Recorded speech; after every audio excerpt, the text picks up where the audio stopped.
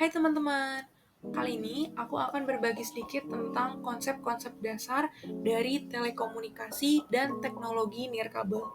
Video ini ditujukan untuk menjelaskan materi yang akan disampaikan kepada audiens awam sebagai tugas Sistem Informasi Manajemen mahasiswa program ekstensi kelas karyawan Perbanas Jakarta. Yuk kita langsung masuk ke materinya. Kita masuk ke poin yang paling mendasar terlebih dahulu, yaitu definisi dari telekomunikasi. Menurut Webster, telekomunikasi diartikan sebagai komunikasi jarak jauh. Menurut IEEE Standard Dictionary, telekomunikasi diartikan sebagai transmisi sinyal jarak jauh, seperti melalui telegraf, radio, atau televisi. Jadi, dapat disimpulkan bahwa telekomunikasi adalah proses komunikasi yang dilakukan melalui jarak jauh.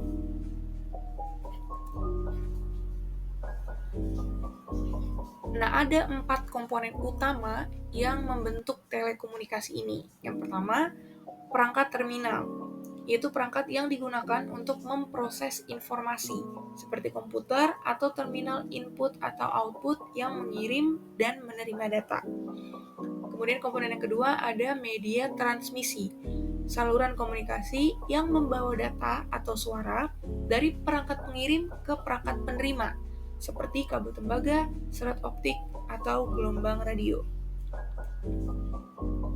Komponen yang berikutnya yaitu prosesor komunikasi, perangkat yang menyediakan fungsi pendukung untuk penerimaan dan transmisi data, seperti modem atau multiplexer.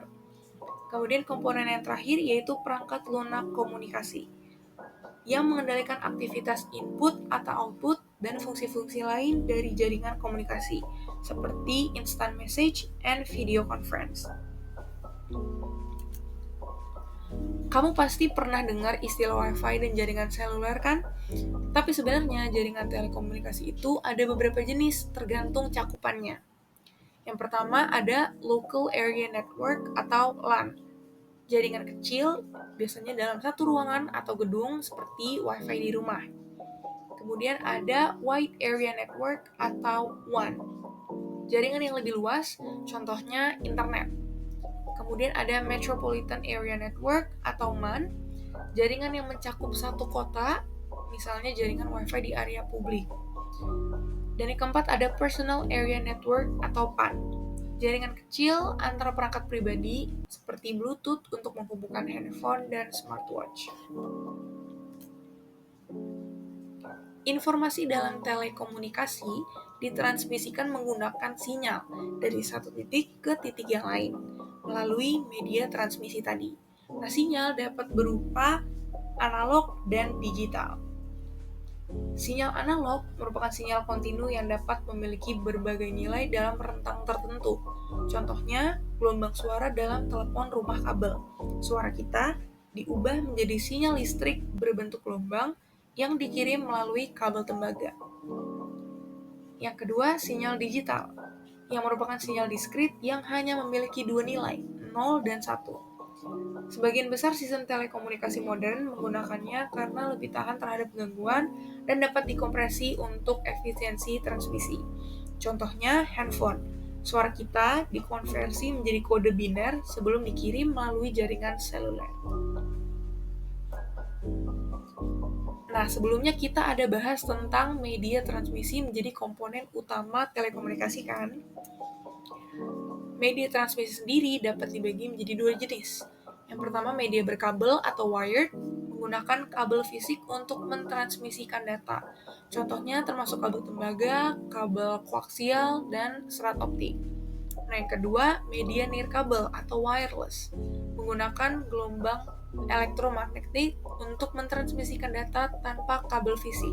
Contohnya termasuk gelombang radio dan gelombang mikro. Dari konsep nirkabel inilah lahir teknologi nirkabel. Beberapa teknologi nirkabel sering kita pakai sehari-hari dan aku yakin kalian juga pasti familiar.